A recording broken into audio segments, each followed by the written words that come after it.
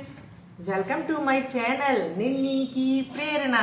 दोस्तों, आज हम प्यारी सी कहानी और शिक्षाप्रद कहानी तेनालीराम की कहानी आपके पास लेके आए हैं, जिसका शीर्षक है सुब्बा शास्त्री को सबक मिला। तो दोस्तों, चलिए सुनते हैं।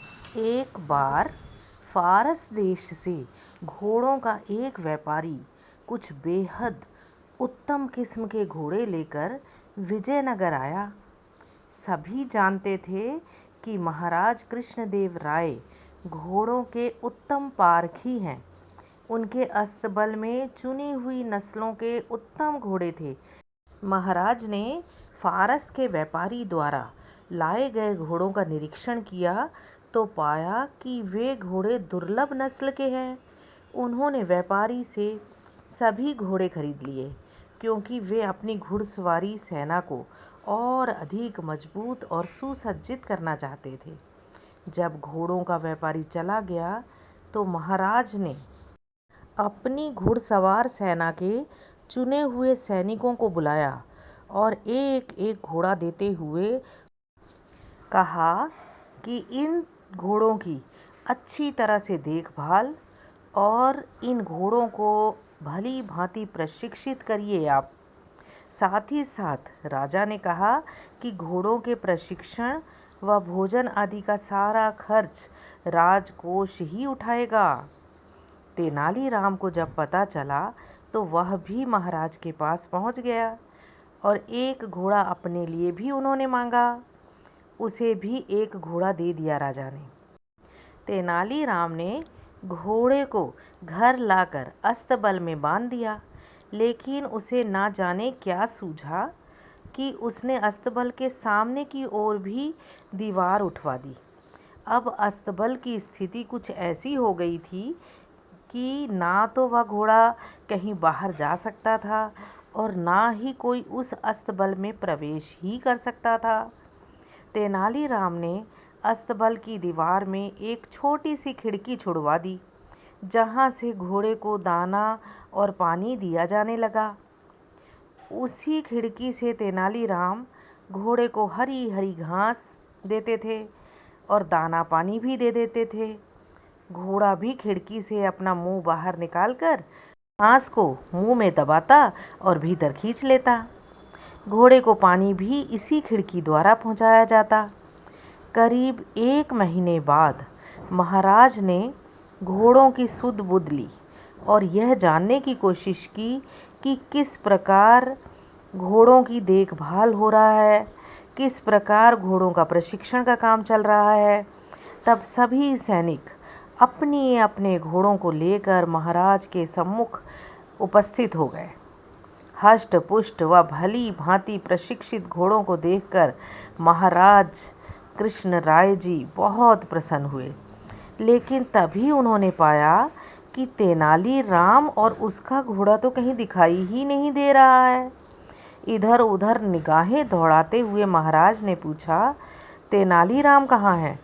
जाओ उससे कहो कि अपने घोड़े के साथ हमारे सामने जल्द ही पेश हो। एक सैनिक तेनालीराम के घर की ओर दौड़ा। उस सैनिक ने तेनालीराम को महाराज जी का संदेश दिया कि जल्दी से जल्दी घोड़े को लेकर उनके सामने वे हाजिर हो जाएं। लेकिन तेनालीराम अकेला ही चल दिया और तेनालीराम को अकेला आते देख महाराज जी बोले, तुम्हारा घोड़ा कहाँ है? आज मैं सभी घोड़ों का मुआयना करने वाला हूँ कि आपने घोड़े की देखभाल कैसे करी, उसको प्रशिक्षण कैसा दिया, इत्यादि बातों का आज निरीक्षण होना है। जाओ अपना घोड़ा लेकर आओ। इस पर तेनालीराम ने कहा, क्षमा करें महाराज। तेनालीराम बोले, आपने मुझे जो घोड़ा दिया वह घोड़ा बहुत गुस्सैल है और अड़ियल है। मैं तो उसे अपने साथ यहाँ लाना चाहता था, लेकिन मेरे लिए यह संभव नहीं हो पाया। यह कहकर तेनालीराम जी चुप हो गए। तो महाराज जी ने कहा, यदि ऐसा है तो मैं कुछ बहादुर सैनिकों को तुम्हारे साथ भेज देता हूँ, जो तुम्हारे साथ जाकर घोड़ा लेकर आएंगे। इस पर तेनालीराम जी ने कहा, नहीं नहीं महाराज, ऐसा हरगिज ना करिएगा। अब तक घोड़ों की देखभाल मैंने की है और मैं ब्राह्मण हूँ, इसीलिए अच्छा तो यही होगा कि आप किसी पंडित या पुरोहित को घोड़ा लाने के लिए मेरे साथ भेज दें। होठों पर रहस्यमय मुस्कान लाते हुए तेनालीराम बोले। संयोगवश राजपुरोहित उस दरबार में उपस्थित थे। वह राज परिवार में कुछ पूजा पाठ के कर्मकांड करवाने वहां आए थे। सुब्बा शास्त्री नाम था राजपुरोहित जी का। क्या तुम तेनालीराम जी के साथ जाओगे? उसके अस्तबल से घोड़ा यहाँ ला सकते हो? महाराज जी ने सुब्बा शास्त्री से पूछा।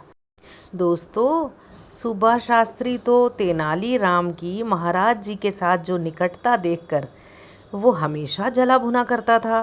तेनालीराम से हमेशा ईर्ष्या करता था। तेनालीराम को नीचा दिखाने का कोई मौका नहीं चूकना चाहते थे वो। तो इसीलिए पुरोहित जी बोले, क्यों नहीं महाराज, मैं अभी जाकर घोड़ा लेके आता हूँ।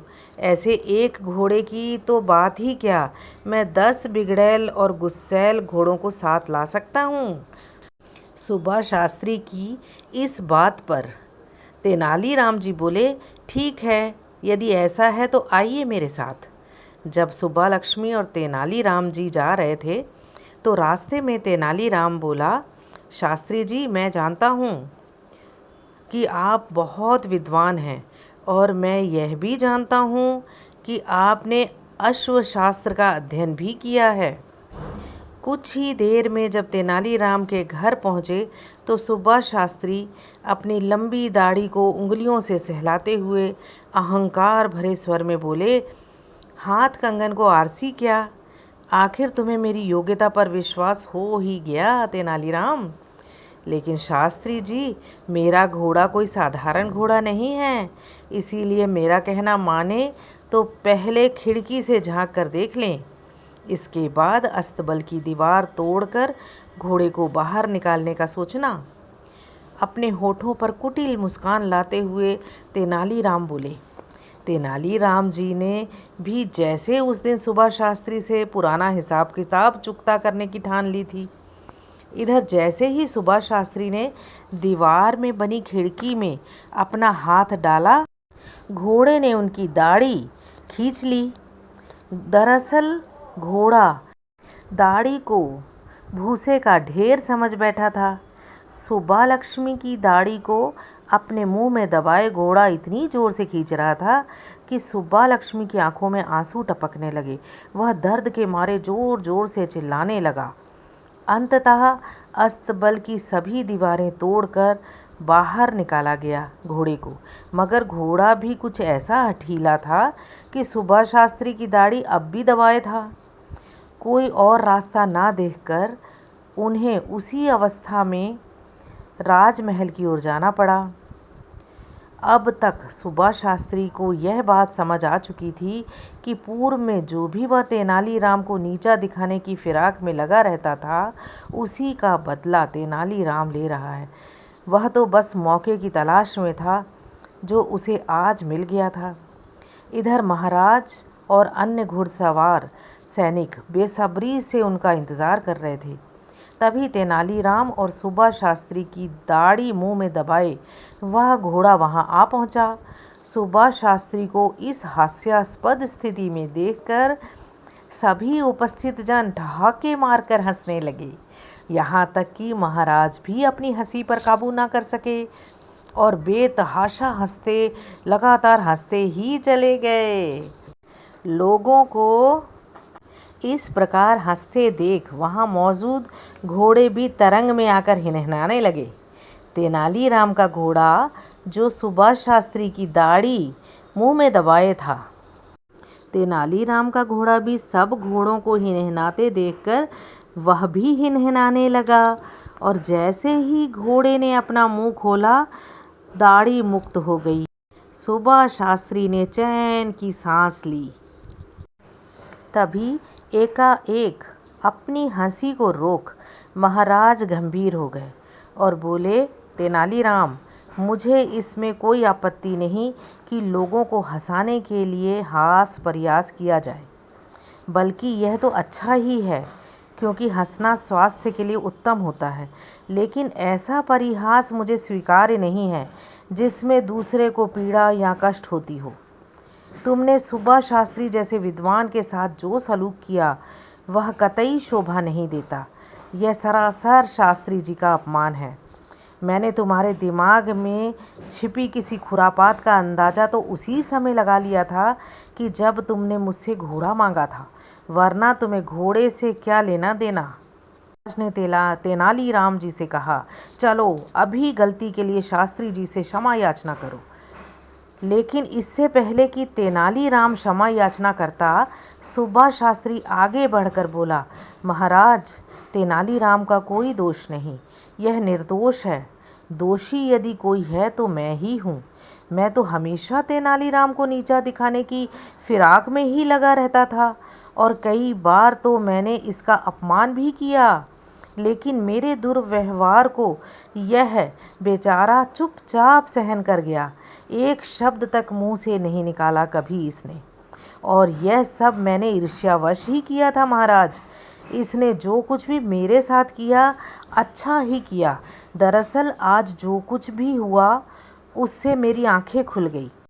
तेनालीराम ने तो मुझे सद राह, अच्छी राह दिखाई है, जिससे मुझे ये समझ में आया मुझे किसी से ईर्ष्या नहीं करनी चाहिए, मुझे किसी का अपमान नहीं करना चाहिए। इस प्रकार सुभाष शास्त्री अपनी बात समाप्त करते हुए आगे बढ़कर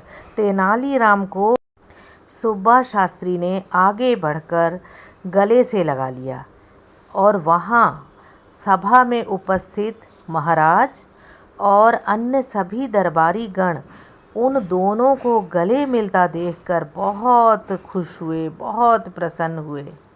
हाँ दोस्तों, है ना प्यारी सी कहानी और शिक्षाप्रद कहानी। हमें इस कहानी से सीख मिलती है कि हमें किसी से ईर्ष्या नहीं करना चाहिए, किसी भी व्यक्ति को अपमानित हमें नहीं करना है, उसका सम्मान करना है। यहाँ पर सुभाष शास्त्री हमेशा तेनालीराम का, हर केस में तेनालीराम को अपमानित करने के लिए योजना ही बनाता रहता था। हमेशा तेनालीराम से ईर्ष्या करता था, जो उसे नहीं करनी चाहिए। इस कहानी में सुभाष शास्त्री को भी सीख मिली कि उसे तेनालीराम से नहीं ईर्ष्या करनी चाहिए। उसने स्वयं राजा को कहा कि नहीं, इसमें तेनालीराम का कोई दोष नहीं, दोष मेरा ही है। तो दोस्तों, हमें किसी से ईर्ष्या नहीं करनी चाहिए। हाँ दोस्तों, अगर मेरी कहानी अच्छी लगी तो इसे लाइक करें, अपने दोस्तों में भी शेयर करें, और अगर मेरा चैनल पहली बार देख रहे हैं तो इसे सब्सक्राइब करना ना भूलिएगा। Thank you.